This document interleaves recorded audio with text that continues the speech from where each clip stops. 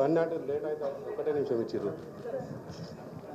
ఈరోజు బీఆర్టీ ఆధ్వర్యంలో క్యాలెండర్ ఆవిష్కరణకు ముఖ్య అతిథిగా విచ్చేసినటువంటి కేటీఆర్ అన్న గారికి, అలాగే వేదిక మీద ఉన్న పెద్దలందరికీ పేరు పేరున మా కార్మికుల పక్షాన మీకు నమస్కారాలన్న.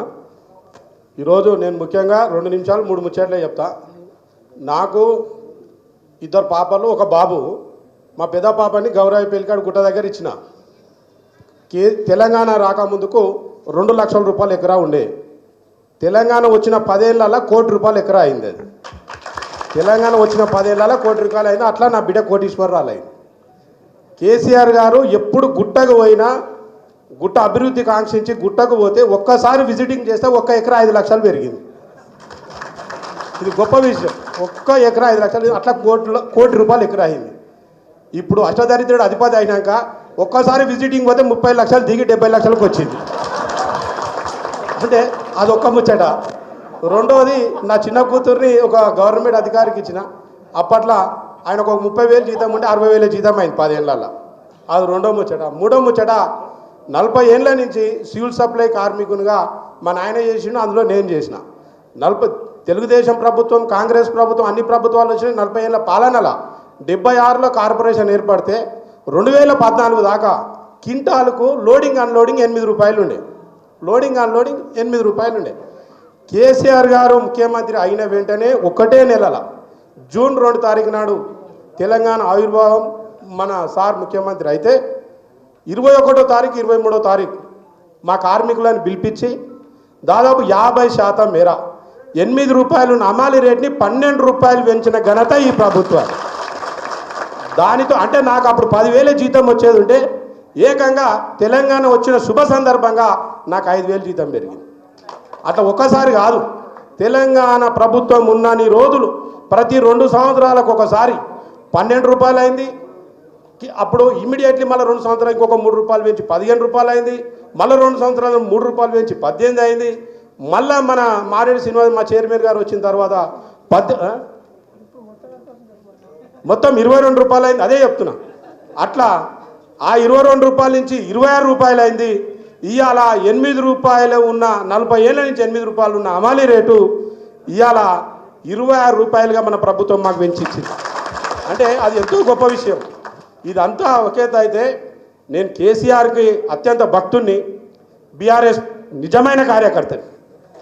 నాకు తెలుసు ఆ ప్రేమ అభిమానం.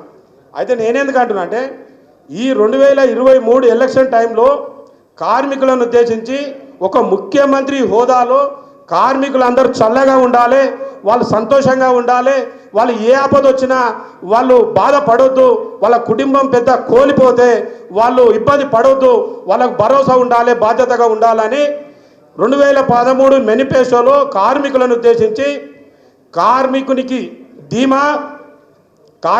బీమా అది కేసీఆర్ ధీమా అని చెప్పి ఒక మహత్తరమైన కార్మికుల ప్రతి ఒక్క కార్మికుని అక్కరొచ్చే పని చేసి, ఎందుకంటున్నానంటే ఒక కుటుంబం ఏ కార్మికుడు చనిపోయినా ఆ కార్మికుని కుటుంబానికి 5 లక్షలమే ప్రభుత్వం ఇన్సూరెన్స్ కట్టి ఇస్తా అని చెప్పి మేనిఫెస్టో పెట్టి ఆ యొక్క మంచి డిమాండ్ని మన ముఖ్యమంత్రిని తెచ్చుకోక అది కోల్పోయిన మన కార్మికులోగా మనం మాత్రం ఈ సందర్భంగా చెప్తా ఉన్నా.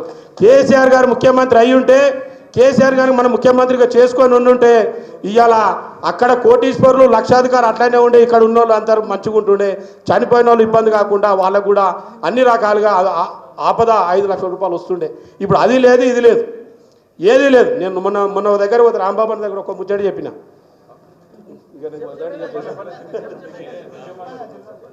నేనేమంటున్నా అంటే, ఈ కార్మికులని కడుపులో పెట్టి చూసుకున్న కన్న తండ్రిని వీళ్ళు ఏదో ఆశకు పోయి, నేను మొన్న మా బావ దగ్గరికి పోతే ఒకటే అన్నా, అయ్యా బావగారు నీకు ఒక్కటేసారి చెప్పిన నా బిడ్డను దొరకపోయినకి వచ్చినప్పుడు ఎప్పుడు వచ్చినా కేసీఆర్ గుట్టకు వచ్చి పోవాలి, 5 లక్షలు ఎకరా పెరుగుతాయని చెప్తే కదా, నువ్వు మాట మార్చి నువ్వు పుసుకున పోయి ఓడగొడితే నీకు ఎకరాకి 5 లక్షలు దిగిపోవాలంటే ఇప్పుడు నువ్వు ఎక్కడికి వెళ్ళి అయితే కోటీశ్వరు పోయి లక్షాధికారికి వచ్చినావు కదా, ఇది ఇంకెట్లా పాపము, ఇది ఎంత అన్యాయము అని నేను ప్రతి జాగలో నాకు ఎనాలిసిస్ ఉంటుంది. నేను ఒక కార్మికునిగా ఎక్కడ పోయినా ప్రతి ఒక్కరిని అడిగి కనుక్కుంటుంటా విషయాలు ఏంది ఎప్పుడని.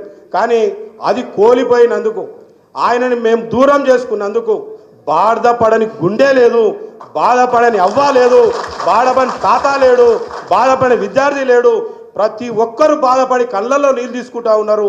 నేను అది స్వయంగా మన తెలంగాణ మొత్తం తిరగడమే కాదు, నాకు అలవాటు తెలంగాణ మొత్తం తిరగడం, అందరికి కనుక్కోవడం. దీనితో పాటు పక్క రాష్ట్రాలలో కూడా కనుక్కున్నా.